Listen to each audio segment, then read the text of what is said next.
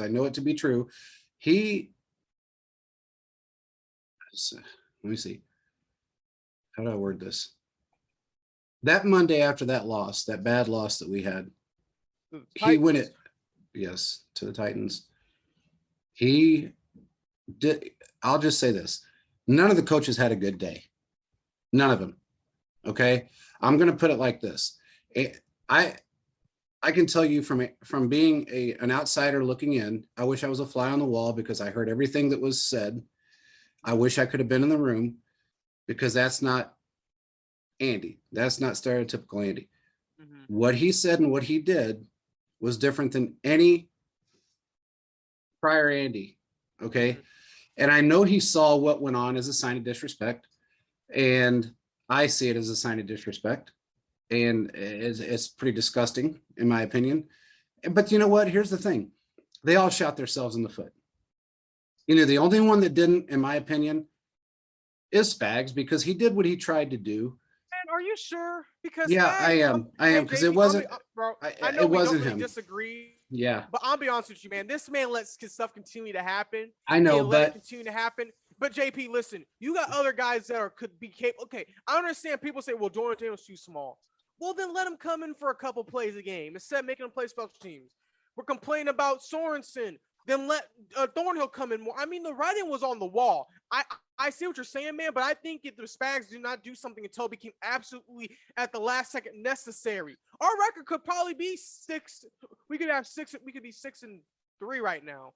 We could be 6-3 right now, maybe. Yeah, I agree. I agree. I'm not saying he's a bad player. He's a good coach, but from what I've experienced and what I've seen so far, he wants to adjust at the very, very, very, very, very, very, very last second possible. Like literally right before it's about to hit that chaotic breaking point button. So I don't know, man. I just feel like it.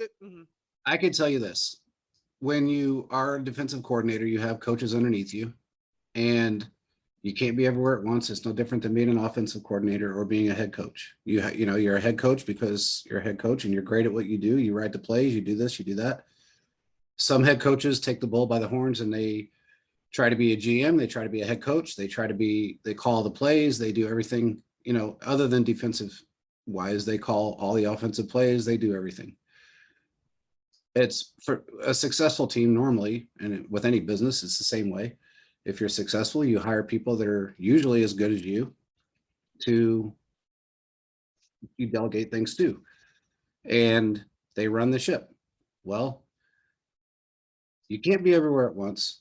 And there was an issue that went on within the defensive side that it just didn't work out very well for Spags and for a couple of coaches, one mainly. And that kind of put a bad taste in a couple players' mouths. I'm not going to spit names out, but it just did cause some issues. And he did take notice. It took a while. Spags is the kind of coach that he is hard-headed and he will experiment a little bit more than most. He has a lot of packages that he runs, so he lives on that depth chart thing because he runs so many packages and he shows so many different packages to different teams that I guess he feels the more experienced player will be able to run those packages more efficiently. Again, that doesn't necessarily mean they will. It just means that's his mindset. We have always been, since he's been here, our defense has always been able to adapt and get better and better as the year goes on. This historically was a horrible start. And we turned it around. That defense is playing like a top 10 defense. And this is what we do. We could have avoided probably a couple of these losses if and only if they would have got it figured out in the beginning. But I agree. I 100% agree with you. I just think if you're the defensive coordinator, it's like being a manager or an overseer of a building. You got to know what's going on. You got to. You do. And to be fair, that's a whole different job, and I'm not going to go that route. But you have to know what's going on. You do, and I'm sure he did to a degree. But I know that, he looks at things a little bit differently, and he thinks about things a little differently. And a lot of coaches had different mindsets. He's good at what he does. It's like, if you look at it like from a standpoint of blitzing, okay, today he blitzed more than he's blitzed all season long. Why? Because he had a rookie quarterback in there the Well, first they knew time. they could get, Yeah. I mean, they knew they could get to him. They knew that he wasn't experienced enough to be able to throw out of the blitz or get out of the blitz and be able to make a play. So they brought everybody there. I mean, I saw him bring 5, 6, and 7 at different times. That's yeah. Mhm. that's unheard of for Spags to do. You know, he would have It done that worked. against Rodgers. It worked. It worked though. It Well, worked yeah. though because, and I think once we get Josh Jackson, if Baker can get into rotation, bro, we're about to have a solid Oh, cornerback. We 100%. already do, but Yeah. adding them only strengthens it. It only Oh, strengthens without it. fail, without fail. But that's just unheard of. I mean, that's something you do when you have a younger quarterback that isn't, honestly, isn't experienced to be able to handle something like that. You don't bring 7 guys. I mean, you're not going to bring that against Aaron Rodgers. You're not even really going to bring that against a Jimmy Garoppolo. Okay. I mean, you're not going to bring that against Kylie. Really, you're not going to bring 7 guys on first down or second down against Murray. You know what I'm saying? Because he's smart enough to be able to get out of it. Jordan Love has just not played. He's not gotten the training. Give him some time though. Give him some time because he will be good. But he didn't get the training that, you know, a lot of times, you know, he didn't have Aaron Rodgers to guide him because Aaron Rodgers wasn't there the entire offseason. So he didn't get to learn from him. And that didn't help. So he was basically went in blind. And he's learning from a guy that is a quarterback's coach that really doesn't go out there and throw the ball. So you learn from visual and you learn from hands-on more than you do from a training room and from anything else for that matter. He didn't have that. Is what it is. So he's got to learn on the fly. He's just not Justin Herbert. Okay, Justin Herbert, he did have different guy, different player, different player altogether, different player, different football IQ, different player, different everything. And Justin Herbert offense in Oregon, and I think Jordan Love was running like more of a spread. Exactly. So you know, it comes from just a different mindset. So and a different playing background. It just is what it is. But he'll get his way, and he'll be a good quarterback when the time comes. Hopefully, you know, I think he's going to get his shot sooner than later because I don't think Aaron Rodgers is going to be there much longer. Yeah, just I think he's pretty much done. So we don't need to get into it, but from what I just witnessed this week with him, yeah, I would not be surprised if they kind of move to a direction very quickly. But I have a feeling myself. So yeah. What do you think of the offensive play, man? I'm a little concerned. I'm not gonna lie, I'm very concerned. You know what? I see progression, but on the last drive, there was progression. Yes, there is. But you know what I saw though? The positives I saw was there was no turnovers. Pat didn't look nearly as flustered as he normally does, or he has been the last few games. He is not throwing for as many yards, which is concerning to me, but that's kind of part of getting back into the rhythm of things. Look, I'm going to put it this way. When you're taken out of your element, completely out of your element, and then you're almost forced back into it, you're not only taking yourself out of your element, you're taking the wide receivers out of their element, I should say, because they're used to old Pat and they don't have him for 6 games, 7 games, whatever it is. They don't have him in practice or in off season because he's trying to learn what they wanted him to learn. So now they're seeing that it's not really working out as well as they thought. And then you got an entirely new offensive line that they're trying to get used to. And also he's trying to get used to. So I think Orlando Brown's coming around. He had a couple of bad games. Everybody's been trashing him, but he's only had 2 bad games. When I say bad games, I mean, where, people have gotten by him horribly, but I think we're going to see it. There's a lot more to it than just Pat having bad games. He's got other things going on as well. Kelsey had other things going on as well. So did Tyreek. People don't realize it. I'm not going to get into his specifics, but he had something go on week 2 that kind of jacked him up a little bit. And then Kelsey had something go on this year that kind of mentally jacked him up. Then you take your personal stuff, you add that with you're a famous guy that everybody looks at you and goes, oh, you're the face of the league, you're the best tight end in the league, you're the most threatening wide receiver in the league, and you got all your personal shit. And then all of a sudden everything is just turned around on the football field where your sanctuary is. You know, a lot of people go to work to get away from their personal issues. That's what they do. They go to work to get away from the headaches at home. Okay, that's their sanctuary. Just like a lot of times people go home to get away from shit at work. It's the same way.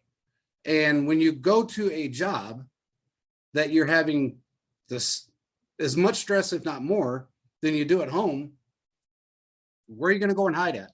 So then it just kind of piles up on top of you and it's sitting on your shoulders. So everybody's got to give these guys a break to some degree. And they've had a shit ton of pressure put on them for the last 3 years to be of being the best ever. And just like Rodgers even said it, even Aikman, the one that can't stand the Chiefs. Okay. He even said it tonight. There's not one quarterback that hasn't gone through what Pat's going through right now. Not one great one anyway. I'll put it that way. Not one great quarterback has gone through what he's going, that hasn't gone through what he's going through right now. A slump. It was going to come. It's kind of crazy though. It's been his third year. Well, but I do say I see him coming out of it. This game, the last drive, when we really needed him to do something, he showed up. He found open Kelsey. He looked at his progression, found Kelsey. Next play, hand the ball off.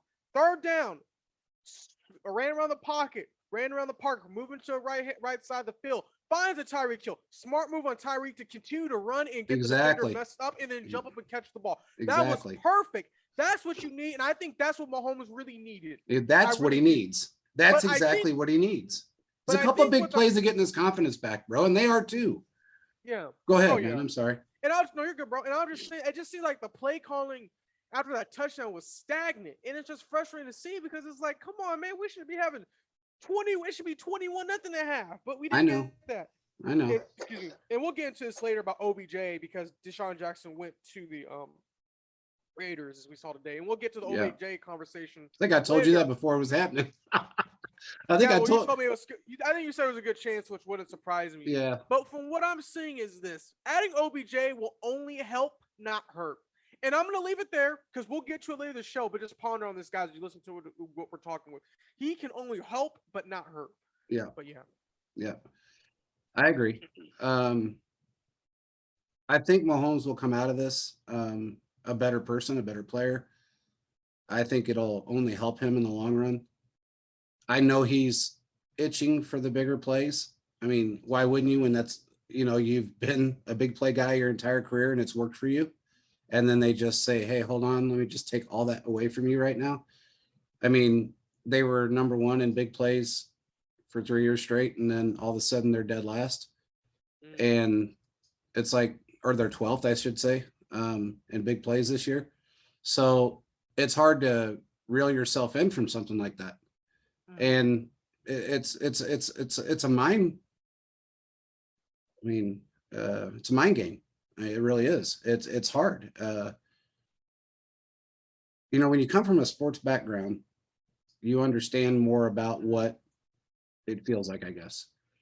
And he's feeling a lot of emotions right now. And the last thing he needs is a bunch of jackass people that really don't know hitting him on Twitter saying you suck because he didn't score 33 points or he didn't, throw a ball from, around his hip or between his legs or whatever the case may be. He did the best he could. Mahomes of old stuff. Correct. Sometimes you can't do that. There's going to be times you have to play a regular, almost stand in the pocket, throw the ball down, get out of the pocket, which he's not a pocket quarterback, but he looks a lot better than years past, but he's getting there. It's his time. Maybe it's time to bring back RPO. We haven't seen that in a year. Yeah. I don't know what they're going to do. They look, they're having struggles with Hardman. That's noticeable. Yeah, we need to talk about that next because I have a lot of things I need to know about that. Yeah. I mean, they're struggling with that part of it. And I don't know. It's hard for me with him because I like McColl. I've talked to him numerous times and he's such a nice guy that it's hard for me to say anything negative about him. But in the same aspect, he needs to be able to, it's a fast paced game. I understand the fact that he doesn't have that big threat like a Sammy next to him anymore to slow him down a little bit and get him in that groove. And then he's also got the pressure of everybody wanting him to be the number 2. And the fact that all the pressure from the outside world and then the pressure from